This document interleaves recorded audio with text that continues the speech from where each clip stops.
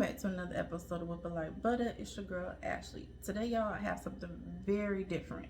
So, I was inspired to make this cake by a brother in my group that posted a red velvet eggnog pound cake. Now, if you haven't tried my eggnog pound cake, run and grab that recipe, okay? Because it is busting. And we're using the same eggnog for this recipe. Y'all, Pennsylvania Dutch, and it's got liquor in here, and it's very good. All right, so you gotta get this at the liquor store unless you're in Louisiana or somewhere that sells liquor in the grocery store. But this eggnog has rum, brandy, and blended whiskey. And I don't like eggnog, y'all, but this right here, very good in a pound cake. So here she is.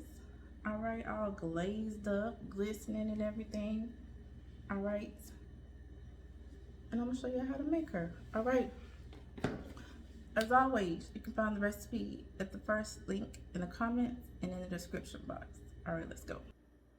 All right, y'all, got my house coat on, so let's go ahead and whip up this cake. All right, so first of all, you know we're gonna whip that butter. We're using 4 sticks of salted butter. You can also use unsalted if you so choose. Our butter is at room temperature, right? Okay, and so y'all know already what we're gonna do next. We're gonna slowly add in our sugar. We're not mixing higher than a 1 or a 2. And we're gonna mix our sugar and our butter together until it's nice, light, and fluffy, so approximately 5 minutes. Our oven is preheated to 325 degrees, so it's already gonna be nice and heated by the time we get finished putting our cake together, okay? All right, so y'all see it transforming, but we have a little bit more sugar to add, and there we go. There's our last bit of sugar that we're adding to this delicious cake. All right, so y'all see it. It's pulling to the sides of the bowl. It's fluffing up, all that good stuff. So we're getting to the point that it's where we need it to be, all right? Because it's not only time, it's look. So it should be nice, light, and fluffy, pulling to the sides of the bowl. All right, so here we go with our extracts. You can also use a hand mixer. Of course, you do not have to use a stand mixer for this cake. All right, so we're adding 4 teaspoons of vanilla extract to this cake. We're going to give that a quick mix. Okay, and then we're going to get ready to add our eggs. So we're using 10 large room temperature eggs that we're adding to our cake. So we're adding our eggs one at a time, only mixing until combined. You don't need to mix for 30 seconds or none of that stuff. Probably 30 seconds is too long. I don't time it. I mix until it's combined to the batter. I don't see the yellow, I don't see the ooey gooeyness. Then I stop. Go see my butter vanilla video if you want to see a video in real time, because this video is a little sped up, right? All right, so we're scraping down the sides of our bowl again, and we're adding our cocoa. Y'all, we're using Dutch processed cocoa, not regular cocoa. It's something different about that Dutch process. It's a richer, more quality cocoa. You don't have to use the brand that I used, but it's linked in my blog post, but I do highly recommend it. All right, so here we are with our red food coloring. I recommend using gel food coloring. It's just something about it's more vibrant, mixes with the batter better than just regular liquid food coloring. All right, and so we're going to add our flour, and we're going to alternate with our key ingredient, eggnog. Okay, so y'all, let's talk about the color of the batter, all right? So you see it pretty much maintains a base. A lot of people who have a brighter red batter, which is what a lot of people go for, really cut back on that cocoa, or they don't use cocoa at all. Now, it's not a red velvet if it doesn't have the cocoa, but that's y'all business, how y'all want to do y'all cake. But that is a trick of how people are getting that really bright red hue, all right? They're really eliminating or really reducing the amount of cocoa. And cocoa is part of what really makes a red velvet a red velvet. All right, so because we added the eggnog, did not add any buttermilk, of course, is what you can use in this recipe. We substituted the buttermilk for the eggnog, and we didn't use any vinegar. All right, I didn't want it to react with the eggnog, which has a little liquor in it, okay? Y'all know I love that Pennsylvania Dutch. All right, so we're spraying down our bundt pan, and we're coming in with our pastry brush, and we're making sure that we get every area of it. Y'all see how foamy it is? Because what I always tell y'all, I spray the hell out that pan. That's why my cakes don't be holding on for dear life when I get ready to take them out that pan, y'all. Okay. Brush, brush, brush, brush, brush, and then we're going to get ready to lay our batter into that pan. Y'all know how I do. I lay my batter in there a little bit at a time, and I take my time with it. And if you don't have a Lazy Susan, you want to get one, because you see how this Lazy Susan is helping me all through this process with baking this cake. Y'all can find a couple options in my Amazon store. Shameless plug.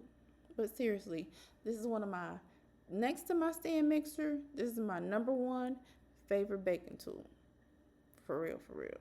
All right, I also love my rubber spatula and my offset spatula, which we're going to use here in a minute. All right, so we're getting to the end, where we're doing our last layer. I layer mine in however many I need, just to make sure that I'm not overdoing it with the batter and causing any tunneling in my cake. All right, make sure you smooth it nice and flat, as flat as you can get it. Even if it takes a little while, even if you gotta go overboard like I do what you gotta do so it can be smooth as possible at the top and even as possible. We'll let our cake cool in the pan for 10 to 15 minutes. Then we flip that thing over. Baby, you see the little pop? The little pop. But it came right out, okay? Thankful for that. Because no matter how good you base your pan, sometimes things happen. All right, so we're coming in. We're making our icing. I sifted my powdered sugar again. I've been enjoying that lately. If you have time, great. If you don't, your icing will come out great as well. So we're adding our eggnog, and you add it until the desired consistency that you want is reached.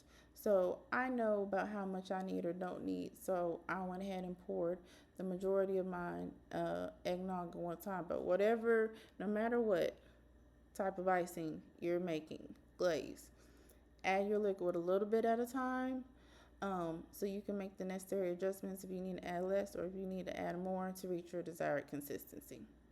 All right, so we're coming in with our friend, the offset spatula, to do the glaze. I was going in a different direction with that, but I just wanted to make sure my glaze was kind of even on top and kind of even type of drip on the side.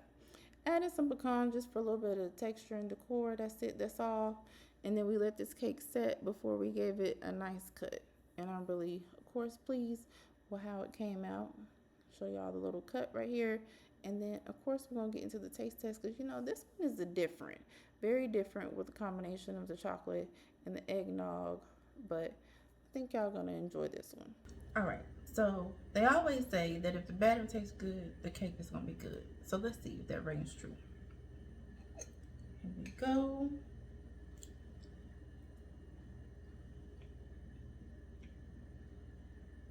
Okay. Different, but different good. The chocolate flavors and the eggnog flavors go really well together.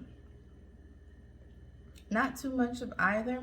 I think they balance each other out. Let's try with the icing.